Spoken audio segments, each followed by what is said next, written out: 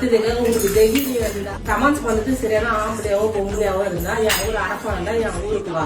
பொதுவா கேக்குறேன், அண்ணன் அரசியல்ல வந்தாரு. நான் எனக்கு பிடிச்ச மாதிரி நான் என் அண்ணன் அரசியலுக்கு என் அண்ணன் வந்து சிஎம் ஆகும், என் அண்ணன் வந்து நல்லது பண்ணணும்னு நினைச்சு நான் வீடியோ போட்டேன். சரி அது போட்டுங்க பிரச்சாரம் பண்ணிங்க, சரி எல்லாமே பண்ணிட்டு தான் இருக்கேன். இதுல உங்களுக்கு என்ன பிரச்சனை?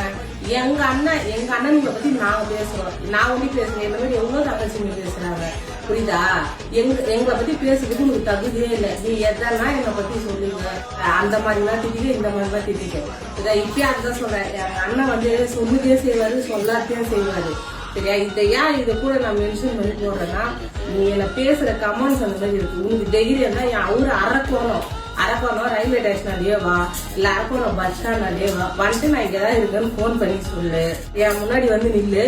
நீ என்ன திட்டுறியா, இல்ல நான் ஒண்ணு திட்டுறேன்னா, இல்ல நீ என்ன அடிக்கிறியா, நான் ஒண்ணு அடிக்கிறேன்னா நம்ம பாத்துக்கலாம்.